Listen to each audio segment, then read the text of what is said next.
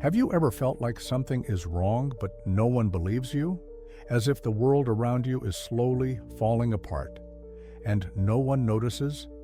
Maybe you are trying to do everything right, but the more you try, the more things get out of control. That feeling of being trapped, of not knowing who to trust anymore, could be the beginning of something much bigger. And the worst part is that sometimes the problem is not in what you see, but in what is hidden behind it. Today, you will enter a universe where what seems magical is in fact scary, where desires become traps and power destroys those who try to use it. Sometimes, we enter a place and feel that there is something strange in the air, even without knowing what it is. This feeling can come from a different silence, a heavier atmosphere, or small things that seem out of place. It is as if the environment is trying to say something, but without using words. When this happens in an entire city, something really deep is wrong. People usually notice changes even without understanding. They notice that the light doesn't shine like it used to, that sounds seem muffled, that even the wind blows strangely. Over time, this perception becomes routine, and everything starts to seem normal, even though it isn't. But deep down, something bothers them, something that no one can explain clearly. It's as if the place is carrying a bad memory that won't go away. The city in question went through something that left its mark not only on the buildings or the streets, but on the people as well. They don't talk about it, but their behavior changes. They become quieter, more withdrawn, as if they were always on alert. Their faces show tiredness, not just physical, but from living in a place that seems drained of energy. There is a type of tiredness that doesn't come from the body, but from the environment. When a place loses its essence, it's not just its appearance that changes. The feeling it conveys also changes, and when this happens deeply, it gives the impression that there is a presence there. Not a person, but something that observes, that accompanies, that weighs in the air. It may not do anything directly, but it is always there, like a shadow that no one sees. The worst part is that even feeling all this, no one acts. No one tries to leave or change, because somehow it has already been accepted. The city is not just abandoned, it is asleep, waiting, but no one knows why. And that is what makes everything so strange. There are places that cause immediate discomfort even before you enter. It is not common fear, it is a type of sensation that cannot be explained. It is as if the space is looking at you, even without eyes. Some caves have this type of presence. They do not scare you with their appearance, but with what they make you feel. The air changes, your skin crawls, and everything seems too silent, as if something were holding back the sound. This cave was like that. From a distance, it seemed ordinary, but whoever got close knew that something was wrong. The silence was so intense that it caused discomfort. Nothing there made a noise. Not the wind, not even your own footsteps. The walls seemed to absorb everything, even your thoughts. It was as if that place did not want visitors. Still, it was impossible not to feel drawn in. As you entered, everything became stranger.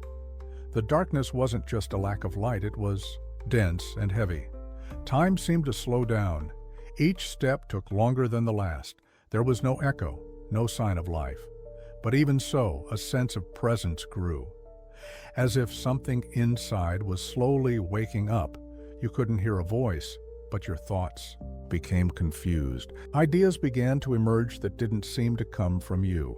Things you'd never thought of began to cross your mind. And these ideas didn't seem random. They were exactly about what you wanted most.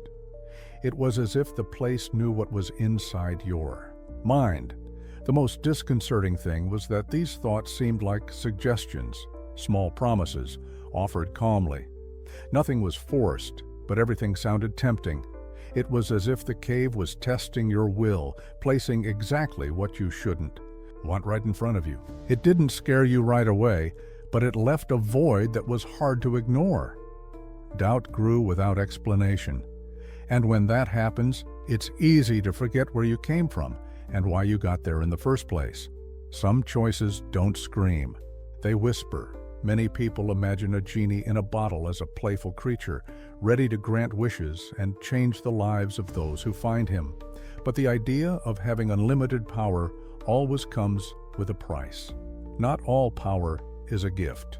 Sometimes it's a very well-disguised trap, and when someone encounters something this powerful, they don't always understand what they're dealing with. The genie was neither cheerful nor playful. He did not have that light and charming air that they usually show. His presence did not bring comfort. On the contrary, it caused a kind of discomfort that grew quickly. Just by looking at him, it was possible to sense that something was wrong. He did not seem like a creature ready to help. He seemed like a force that was there out of obligation, not will. Even so, he offered the wishes, 1, 2, 3, always in the same way, with short words and an unblinking gaze. He did not explain the rules, nor warn of consequences. He only said that he could do anything, and that, in itself, was dangerous. When someone receives this kind of power, it is easy to forget what is right and what is safe. The problem was not what the genie said, but what he did not say. He showed no emotion. He did not react. It was as if he was just waiting for people to get lost on their own. It was easy to wish. What was difficult was to understand what would come next, because no wish came clean. No request was simple. Everything seemed to have a hidden layer that only appeared after it was done. The genie didn't force anyone. He just offered. But the way he did it was strange. He seemed too calm, distant, as if he already knew exactly what was going to happen, as if everything had already been decided from the beginning. And that made it clear that he wasn't there to serve. He was there to observe, to see how far a person will go when they think they can have everything they want. When someone has the chance to ask for anything, the most common thing is to think of wealth, success, or some form of security. But the most dangerous desire is control. Having control over everything and everyone may seem like a way to protect yourself, but in practice, it reveals something else.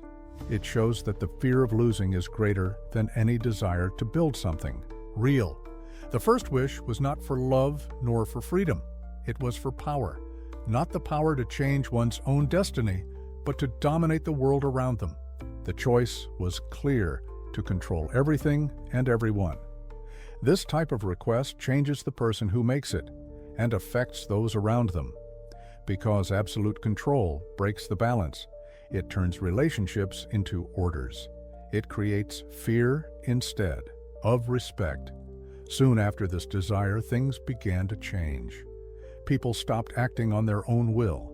They began to obey, even without understanding why. They didn't question, they didn't argue, they just followed. The world became quieter, not because everything was peaceful, but because no one had the courage to speak up. The city was overcome by a strange feeling. Everything seemed more organized on the outside, but cold on the inside. Decisions came from one place only, and anyone who tried to resist was silenced in a way that no one saw. There were no more sincere exchanges, only orders, vigilance, and obedience. The appearance of stability hid a suffocating control. This type of domination doesn't need shouting. It spreads in silence, in the rules that everyone follows without thinking, in the fear of being noticed. Little by little, people stopped thinking for themselves. Time passed, and those who made the desire began to see themselves as part of the structure itself. They no longer saw faces, only tools. He no longer saw citizens, only parts that needed to work properly.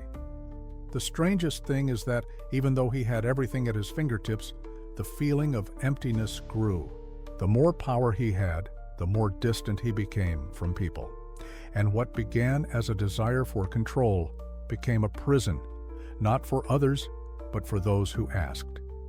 Because when no one can say no to you, you no longer know who you really are. When we talk about protecting someone, the idea is usually positive. But there is a fine line between protection and control.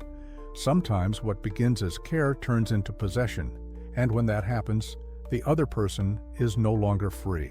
That is exactly what happened to Jasmine. She had no choice. She was kept away from everything and everyone, as if isolation were a form of love. But it was not. It was fear in disguise. Fear of losing her, fear that she would think differently, fear that she would decide for herself. Instead of trusting her, someone decided to lock her in a closed space where nothing happened without permission.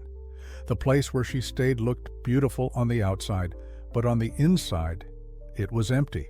There was no sincere conversation, no freedom of movement.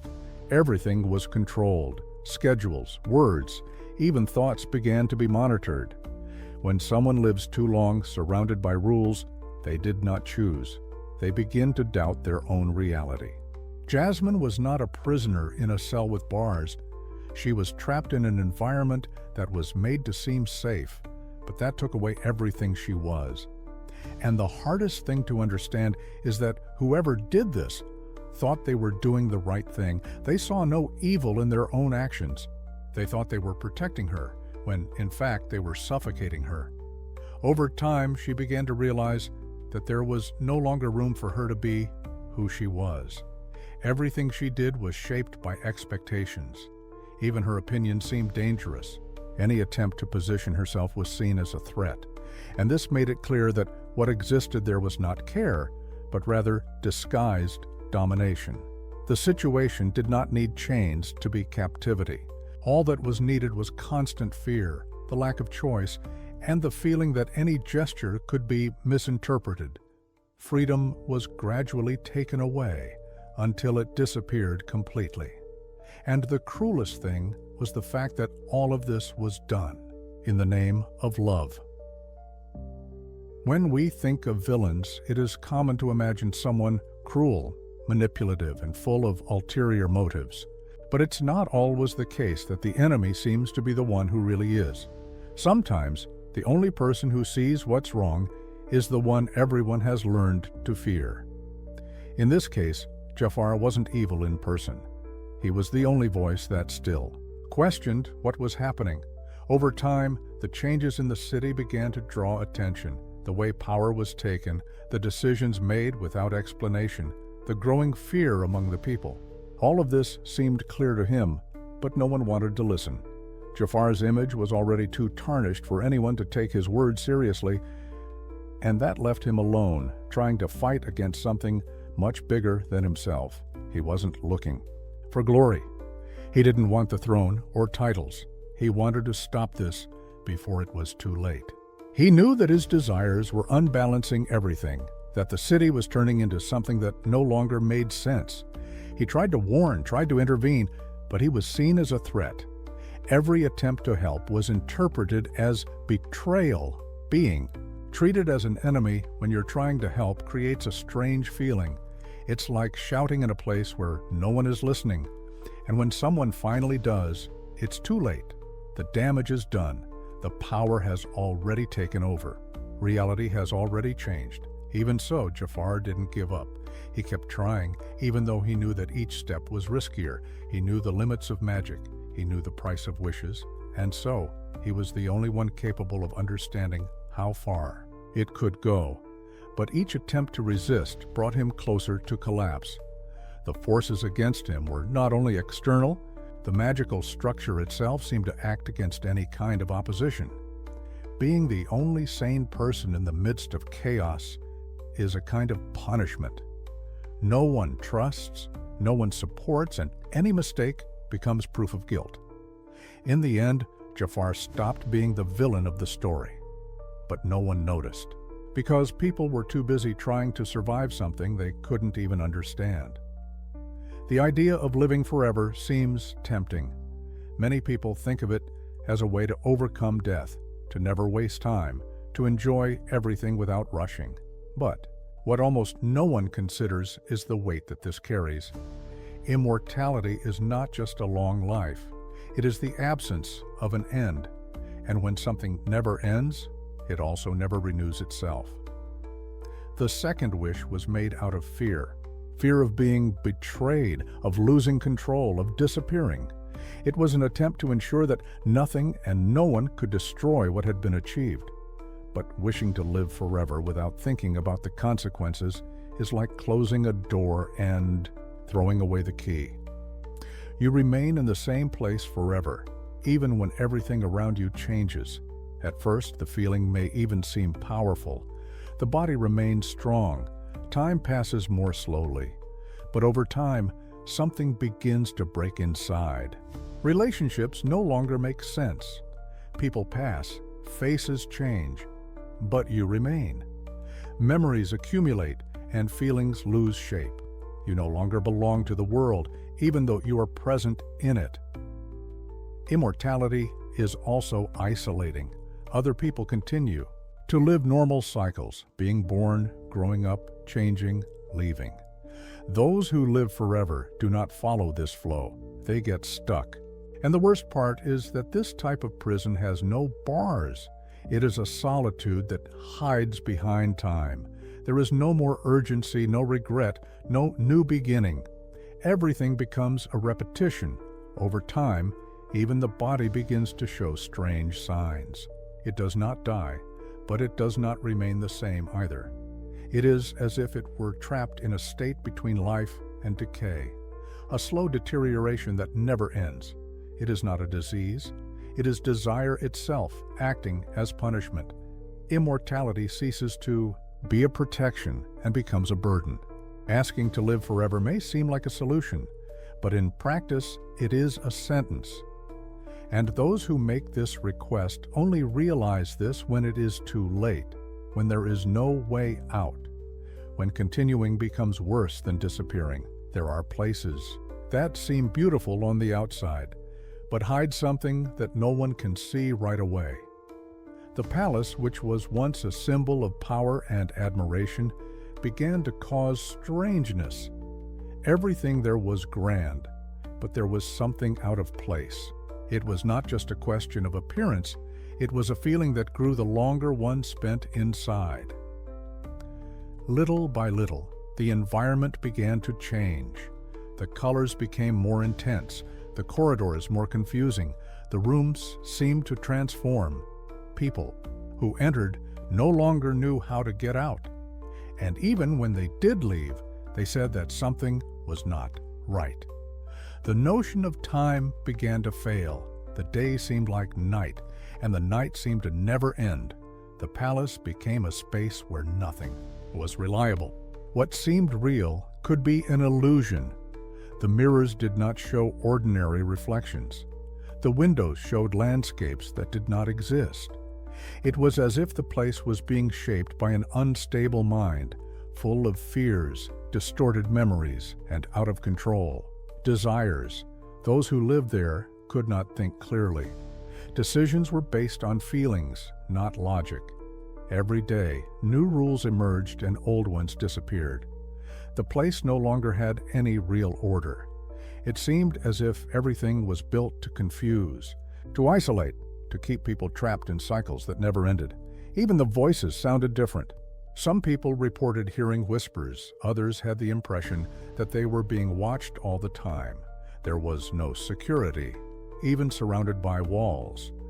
Fear did not come from direct threats, but from constant uncertainty. The space itself became a trap. The structure of the palace seemed to react to the feelings of whoever was in charge there. If he was angry, the place became stuffy. If he was paranoid, the corridors multiplied. If he felt betrayed, the doors locked. It was as if the environment was an extension of the mind of whoever was in charge. A place like this is not just uncomfortable. It transforms whoever enters. And the longer someone spends there, the harder it becomes to remember what the world was like outside. The past is usually something people try to understand, overcome, or leave behind.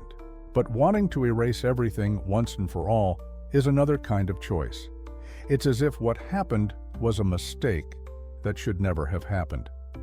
Erasing the past is not the same as starting over. It's trying to make it so that it never existed.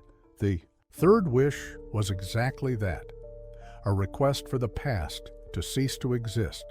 Not just the bad memories, but everything. The decisions, the encounters, the mistakes, the lessons learned. Everything that formed the basis of who people were. This had an effect that no one could fully predict. Little by little, memories began to disappear. Names were forgotten. Stories stopped making sense. People knew something was wrong, but they couldn't explain it. It was like trying to remember a dream that escapes you every time you think about it. Familiar faces began to seem strange. Familiar places began to generate doubt. Even identity itself began to unravel. Who was each person? Where did they come from? What had they experienced? Nothing seemed clear. Over time, the feeling of confusion became a permanent state. The present became baseless. Relationships lost depth. Without the past, there was no longer any reference. It was impossible to know what had value because everything seemed recent, as if it had begun at that moment. But at the same time, there was an emptiness that was difficult to ignore, a kind of silence that did not come from the environment, but from within the people. The person who made the request was also affected. They thought that by erasing everything, they would be free of guilt and regret. But they discovered that, without the past, they also lost the sense of who they were. There was no longer any memory of pain, but there was also no reason to move on. Everything became flat, shallow, without true emotion. Erasing the past may seem like a solution, but what remains after that is a disconnected present, where nothing holds up for long.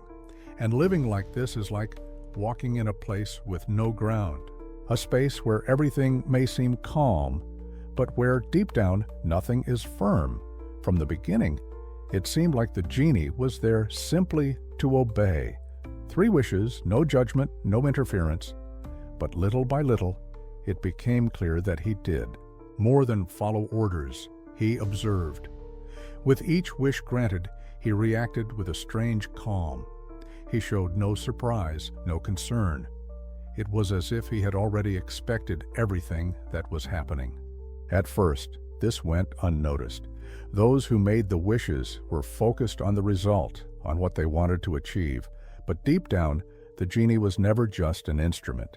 He was part of the process. He was there not only to serve, but to guide. And the more the wishes distorted reality, the more satisfied he seemed. The way he expressed himself was not aggressive or forced. He spoke little, but when he did speak, he made an impact.